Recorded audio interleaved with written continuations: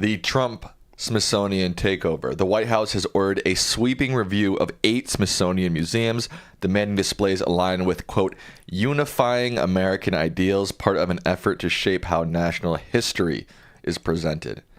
All right. I'm going to start right off the bat by reading you something, okay? I can't read, though. Oh, you're going to read it for me? I'm going to read it so thanks. you'll be able to hear it. It's a little long, but bear with me. To know and not to know. To be conscious of complete truthfulness while telling carefully constructed lies. Oh. Wow.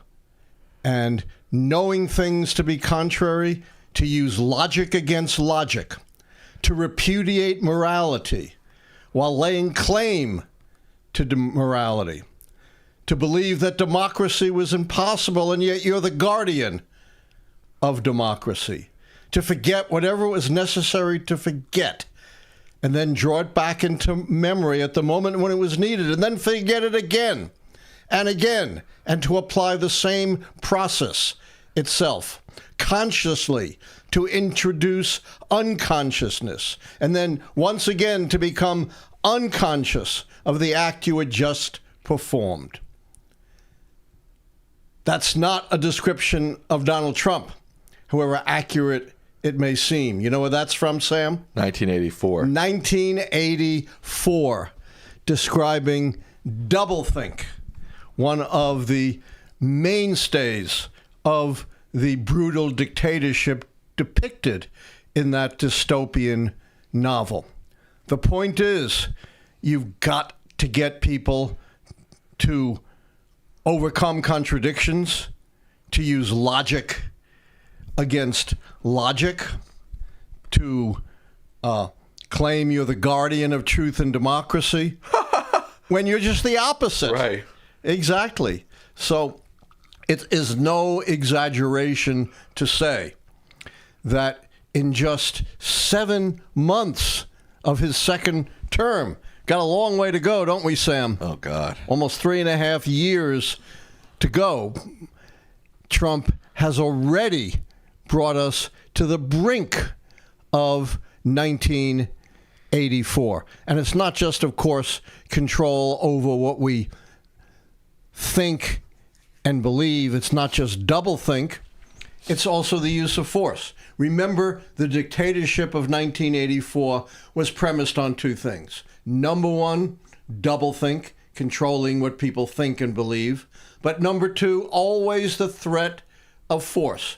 And at the very same time, Sam, Trump has declared he is going to take control over the descriptions of our heritage in the Smithsonian, the great guardian of our heritage and our culture.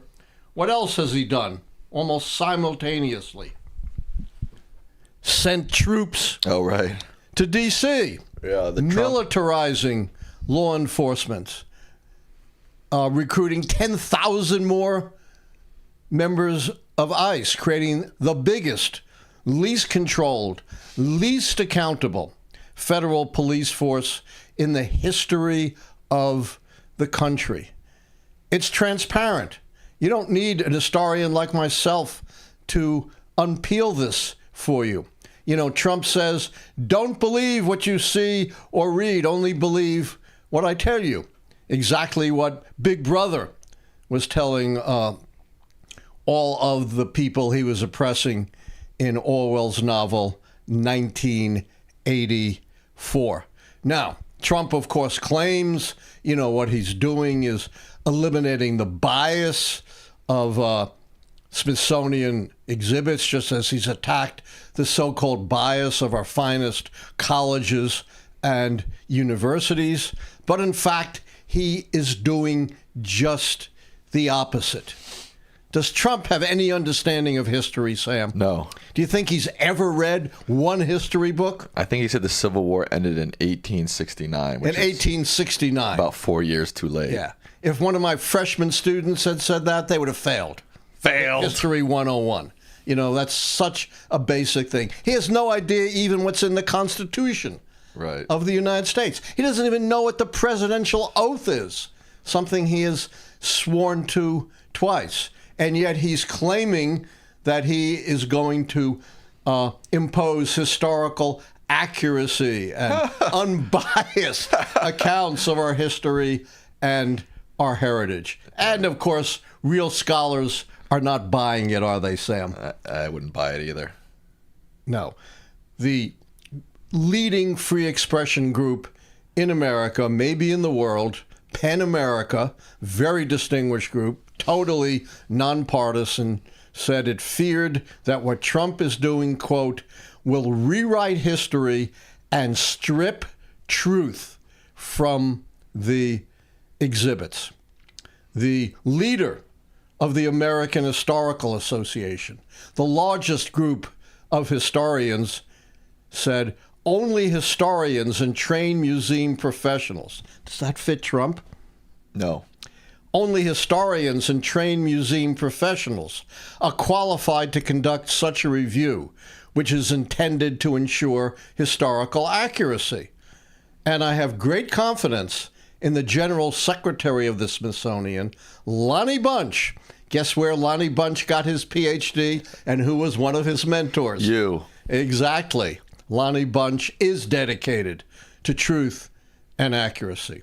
The head of the American Historical Association, the executive director, goes on to say, to suggest otherwise, other than having historians and trained museum professionals ensure historical accuracy, to suggest otherwise is an affront to the professional integrity of curators, historians, educators, and everyone, I repeat, everyone involved in the creation of solid, evidence-based content. And this is not limited to the Smithsonian. As I said, he's gone after virtually every educational and cultural institution in a major, that has a major impact. Trump is trying to impose his will upon them. And the last thing you can expect is historical accuracy, fidelity to the best of scholarship. If you don't believe me, believe what you read, Sam. It's all in writing. At the very end of his term, Trump issued a guide to understanding our history, our heritage, and our society. It was called Project 1776. It was so inaccurate, so biased, so far from the truth that virtually every important scholarly and academic organization in the United States joined with the American Historical Association in denouncing that document. As the then director of the American Historical Association said, it's not even a work of history. It bears no relationship to the last 70 years of historical scholarship. It is a totally politically driven document that has no relationship to truth and accuracy. You can read it for yourself. It's self-evident. Let me just give you a very few examples. Basically, it looks at our history to say America was fortunate, we were exceptional to be guided by this very benevolent, white, Christian, European leadership. Slavery was just an aberration. All of those slave-holding presidents, and, almost all of our early presidents, with the exception of John Adams and John Quincy Adams, were slaveholders. But, they were really against slavery, right, even though, of course, they made their fortunes on slaves. And it said the United States was a leader in abolishing slavery. Was that true, Sam? You can guess. Of course not. We were one of the worst laggards. We didn't abolish slavery until 1869, and we had to fight a bloody war to get there. Virtually every other major nation, Spain, France, England, had all abolished slavery long before the United States did, and did not have to fight a bloody civil war that resulted in many hundreds of thousands of casualties, many millions if you projected it to today's population. To what extent there was any lingering discrimination, this document claims it was all taken care of way back in the 1960s. And they quote Martin Luther King to say, to talk about the redemption of the Declaration of Independence. One problem, they truncate King's quote to excise out what he went on to say, which is that promissory note has yet to be redeemed, and we still have a long way to go to achieve equality. And guess what? Well, they tried to portray him as this libertarian, believed in a colorblind society. He was a outspoken and powerful advocate for affirmative action, just as he was a critic of American militarism, American capitalism. He died not at a civil rights rally, but in a rally in support of a maintenance workers strike. So they've totally, by distorting what King actually said and distorting what he stood for, they have mangled and destroyed truth. Final example I'll give you, they list the great dangers to American democracy. Not surprisingly, they have communism and fascism. But they put right next to communism and fascism as an equal threat to America, progressivism. As one distinguished historian said, I'm going to have to change all my lectures to say that food and drug inspection and women's suffrage equals Hitlerism. That's how absurd this whole thing is. And it's rife with a whole bunch of other errors and omissions. This is the false, phony, fabricated, totally politically driven, independent of truth idea about our history and our heritage and our society that Trump wants to impose upon the Smithsonian and every major cultural and educational institution in America. A lot of commentators on television and radio and in the print media pointed this out, not quite as clearly as I have right here going through the 1776 report, but they've noted, Trump will be the last person to impose a truthful account of history and society. But they don't close the loop. And you've got to close the loop because this involves more than just a distorted view of history and society. This, as I started out at the beginning, what they haven't closed the loop on is to note that this is a critical element of Trump's effort to impose his authoritarian fist and grip upon America. Every modern dictatorship, as the wonderful book that I've touted so many times, Spin Doctors, points out, that part of the way in which they establish their tyranny is by controlling what we think we know and believe, our ideas, even the so-called facts of history. That's exactly what Donald Trump is doing here. And every modern dictatorship has done that. When the Soviets took control over Russia and expanded their empire, they made everyone register their typewriters so they can censor and police any ideas or information that ran counter to the ideology of the regime. Even scientists, much less historians and artists and political scientists, had to conform to the ideology of the regime. I saw this firsthand when I went to the Soviet Union in the early 1980s to lecture at the World Disarmament Conference. And I met there with their leading scholars of the United States, those who provided the most information to the regime about American history and American society. And they were incredibly knowledgeable. They had at their fingertips all kinds of information about America. But you know what?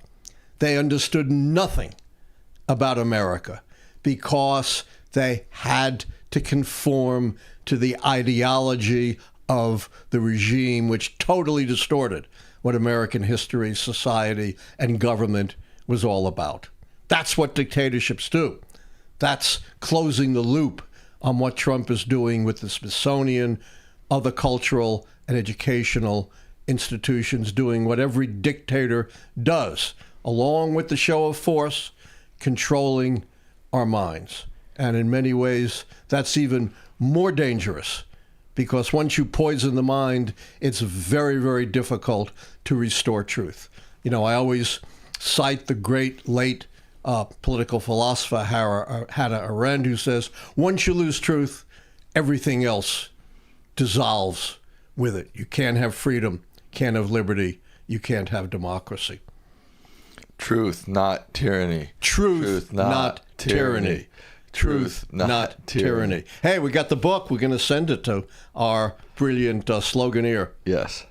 One thing that really boggles my mind about this, again, trying to look for logic here, maybe I shouldn't, but... You always try to look for logic where it doesn't exist. Well, there is a logic, but it's not... Remember what we just quoted, using logic against logic. Right. That's doublethink. I guess what is frustrating to me is, they're pushing this idea of, history that unifies American ideals, right? But on the other side of the coin, when they're talking about Confederate history and Confederate statues and Confederate bases, they always throw up their hands and say, well, we can't erase history, good or bad, it's history, it's fact, et cetera, et cetera. And then on this side, they want... Doublethink. Yeah, it's just remarkable to me how they defend Confederacy, the Confederate history, with saying, look, it's objective truth, it's history, you can't erase history. And then they go here and they say, well, only history that aligns with unifying American ideas is accepted. What is less unifyingly American than the Confederacy, which was a treasonous break-off state that literally went against the entire unification of the United States? Come on. In defense of the indefensible, right? Of course. In defense of slavery. The Confederacy had nothing to do with states' rights. In fact, read the Confederate Constitution, or just listen to... I've read it.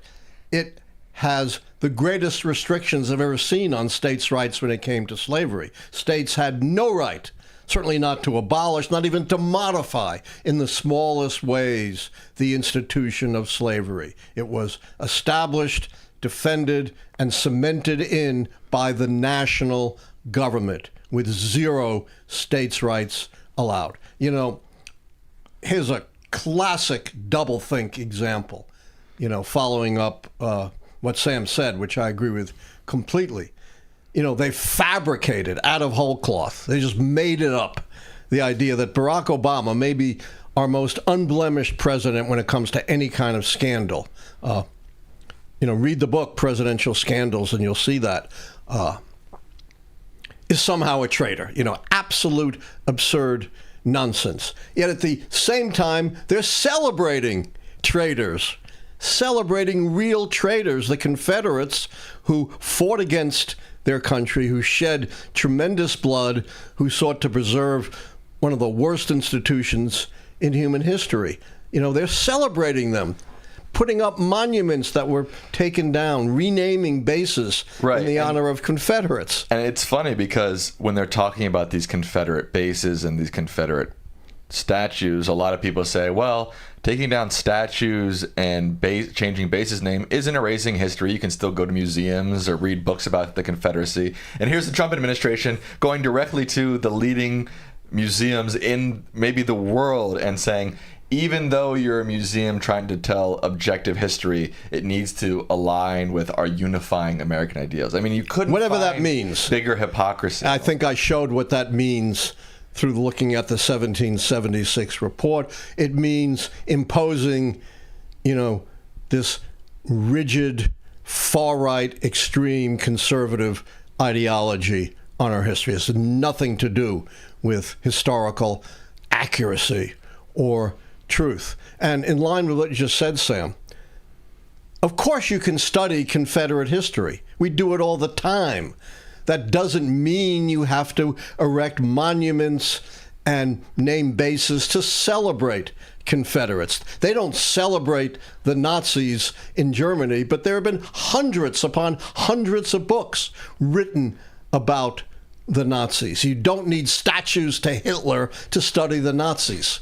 Yeah, I think more people should point that out. That the Trump administration's clear racist doublethink about Confederate history versus, for example, one of the museums they're going after, the African American Museum. Yeah, they wanted to even abolish the memoir of one of the greatest African American leaders, Frederick Douglass. One of the great documents of American history. They tried to erase, till there was a big backlash, the contributions of the black Tuskegee Airmen during World War II, or the Navajo code talkers, or, women pilots.